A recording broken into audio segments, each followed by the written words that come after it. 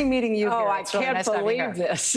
Yeah, this is not the circumstances in which I expected to be talking to you. Nor me, Rachel. It's always good to talk to you, but honestly, I didn't think that it would be under these circumstances. Yet another set of indictments. If bad actors tell us falsely that every election is stolen and that the only way an election is trustworthy is if they come out on top of it, then something, it tells you something not just about that person or that moment.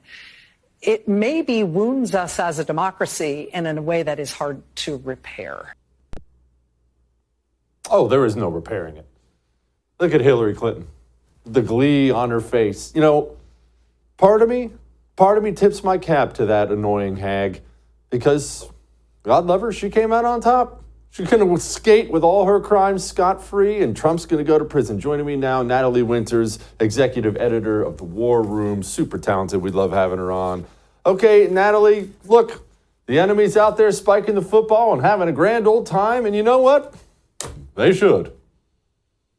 Well, look, I always like to say, we've crossed the Rubicon, but I think at this point we've run out of Rubicons to cross with this fourth indictment that curiously dropped sort of with the whole weird it being uploaded before it was actually official. Everyone likes to use the term banana republic, but frankly, I think that's unfair to banana republics because what we're seeing here is just pure unbridled suppression of what is the populist movement in this country. What is a leader like Donald Trump, someone who stands up to the administrative state? They are trying to make an example out of him time after time after time after time. That is 4 times to be exact with these indictments. But it's important to remember the lawfare against Donald J. Trump didn't just start with these indictments. It started all the way back when he announced his campaign, through the impeachments, through the personnel subversion, all the way through to the COVID-19 pandemic. And frankly, they show no signs of stopping.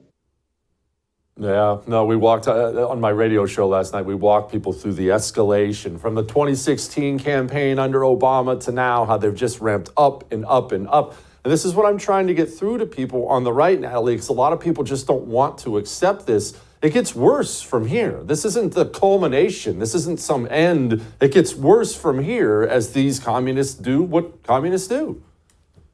Well, I think that's the key point to underscore here. And while we can obviously link these indictments to the curious time frame that always seems to overlap with another damning piece of evidence coming out about the Biden family, but for all of the talk about the financial compromise that the Biden family members have, whether it's with the Chinese Communist Party, with Kazakhstan, with Georgia, with Ukraine, with Russia, you name it.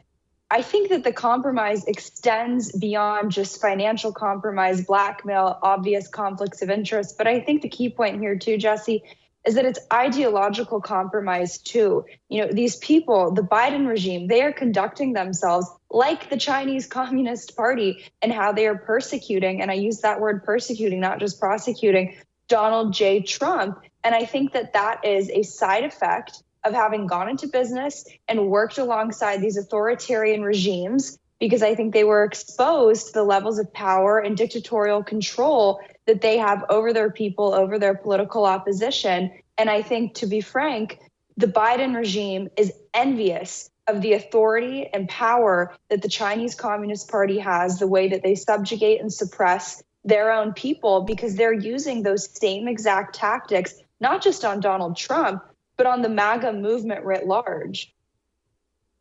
Yeah, these people, they do see themselves as kings and queens. Okay, the latest indictment, the ridiculous show out of Atlanta. Yes, it's all ridiculous. It's all absurd, charging him with RICO and everything else. But that doesn't mean he's going to get out of it, because Fulton County is Moscow. Well, the indictment, if you actually read it, it is so absurd. And I think it's sort of like in the early days of the first impeachment of Donald J. Trump, you had people screaming around saying, what are we going to do about this? We got to fight back. This is so outrageous. But that's not a strategy to push forward. That was sort of the impetus of the original War Room impeachment show, right? We needed a strategy session to push forward. And I think that we need to have a similar approach all the way from congressional Republicans. I think we're seeing the Trump campaign lead on this, but how to actually combat this, because just screaming about it doesn't really do anything. But I think it is important to know the facts of the case. If you take the time to read the indictment, I mean, I had posted them on my Twitter, but some of the charges, the acts, 1 through 100 that they list, it's things like saying, go watch OAN, go watch the hearings on RSBN Network, go watch the hearings on Newsmax, even saying, I'm going to call Mike Pence a wimp, which I think is a valid statement. But really, it's not even just about criticizing free speech. I really think it represents what I said in the beginning, a broader effort to suppress and make an example out of one of the foremost leaders of the populist movement here in the United States. It's scary. All right, I want to switch gears here real quick before I let you go. Jennifer Granholm. Now, I don't need any extra help from anybody to hate Jennifer Granholm. I hated her for a long time. She, however, is tied to China, and you wrote about this. What's the deal?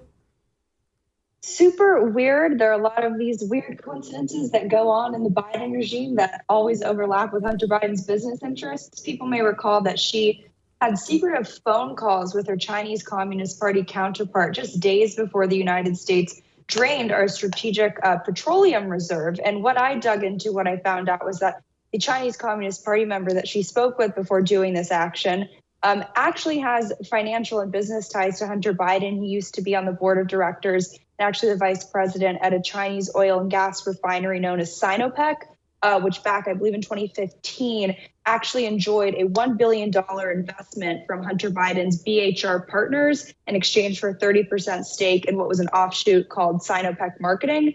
Again, remember, Hunter Biden never fully disclosed whether or not he had divested his stake in that investment firm. So this, again, just goes to sort of the MO of the Biden regime, which is you can sort of reverse engineer all of their policies as to what benefits Hunter Biden's pocketbook the best. Gosh, these friggin' people are filthy. Natalie, you're the best. Thank you. I appreciate it. Thank you for having me. I have great news. If you enjoyed that, I have a YouTube channel you can subscribe to. Whatever I do, it'll be right there on YouTube. So go subscribe today.